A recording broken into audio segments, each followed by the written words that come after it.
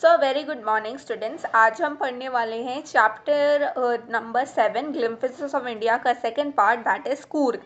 इस चैप्टर में हमें बताया गया है कि कूर्ग की ब्यूटिफिकेशन कैसी है, वो जगह कैसी है, वहाँ के डिसेंडेंट्स कहाँ से आते हैं, उधर के आर्मी के लोगों का, आर्मी के रेजिमेंट का क्या रोल है, और ये भी पता चलता है कि वहाँ पे लोग किस टाइम से किस टाइम तक घूमने आते हैं and all about that place. तो ये जो चैप्टर है ये शुरू होता है हमें बताते हुए कि जो कूर्ग है उसे हम कोडागू भी कहते हैं, क्योंकि ये एक छोटा डिस्ट्रिक्ट है कर्नाटका का, और ये क्या है, इसको एक हेवनली प्लेस माना जाता है। लोग तो इसे एक पीस ऑफ हेवन भी बोलते हैं।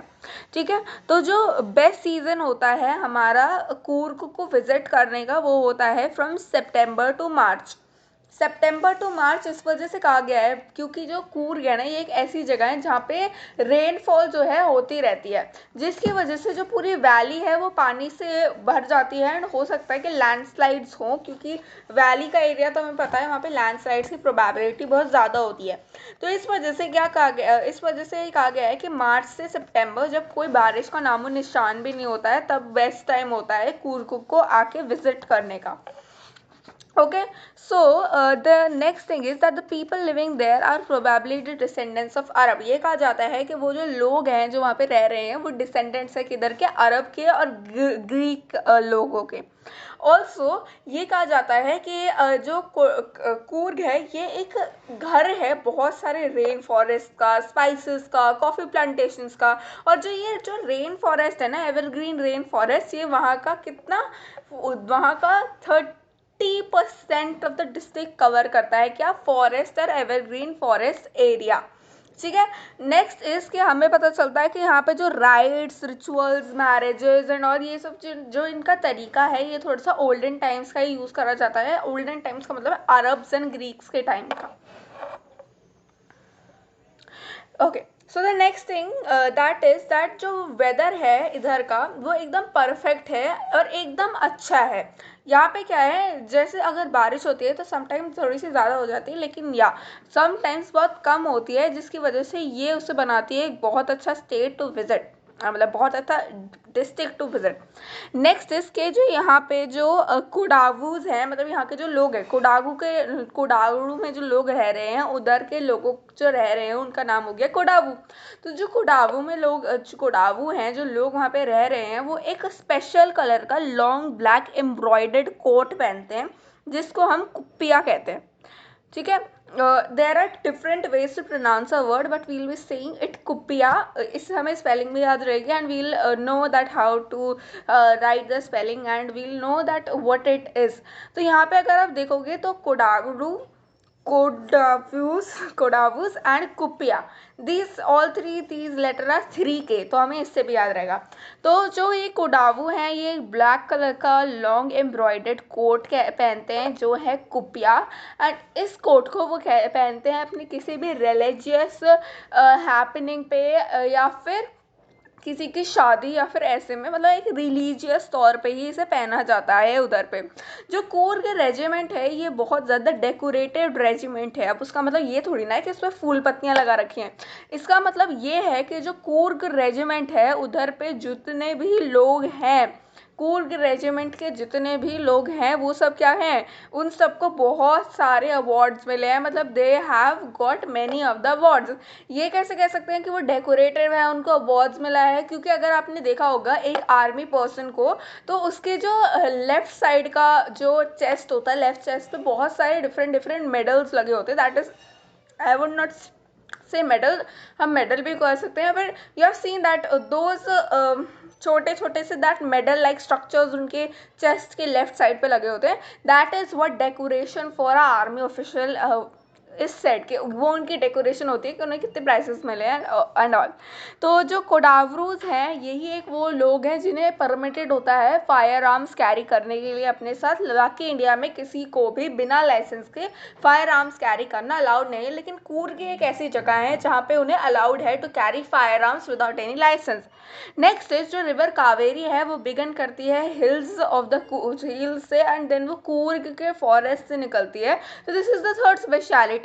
हमें यहाँ पे मिल गया कि यहाँ पे बारिश होती है, यहाँ पे अच्छे अच्छे घर हैं, यहाँ पे अच्छे अच्छे एवरग्रीन फॉरेस्ट हैं, यहाँ पे कॉफ़ी की प्लांटेशन है, यहाँ पे स्पाइसेस की प्लांटेशन है।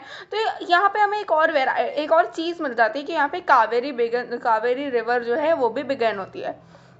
यहाँ पे क्या है, अगर फॉरेस्ट है तो मतलब बहुत डिफरेंट डिफरेंट तरीके की प्लांट्स, एनिमल्स, बर्ड्स, ये सब तो मिलेंगे ही।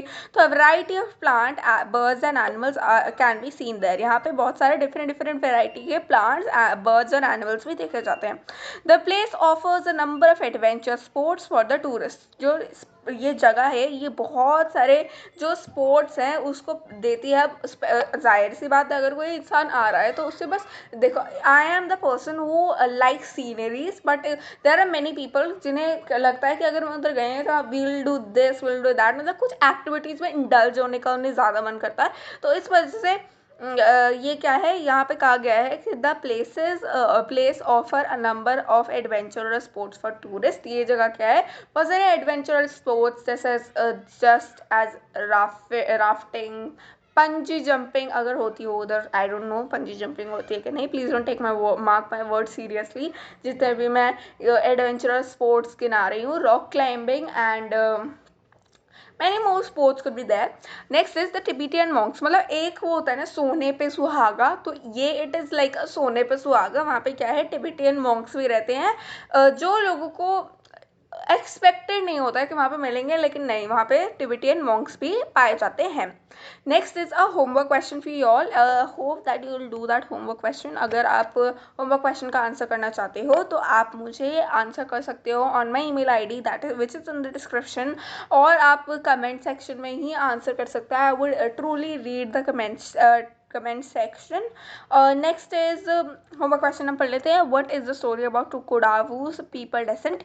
डेसेंट का क्या स्टोरी है ये आपको बताना है। बुक में एक पूरा पैराग्राफ दिया है, please read that paragraph thoroughly and go through all that. यहाँ पे जो इफ ये होमवर्क क्वेश्चन है, but I am just giving hints, that is I don't know why, but मैं हमेशा बोलती हूँ that is a homework question and now I will give you hints, so that is a bit hint. The fiercely independent people of Kurg are possibly of Greek and Arabic descent. As one story goes on, a part of Alexander's army moved south along the coast and settled here when returned became impractical.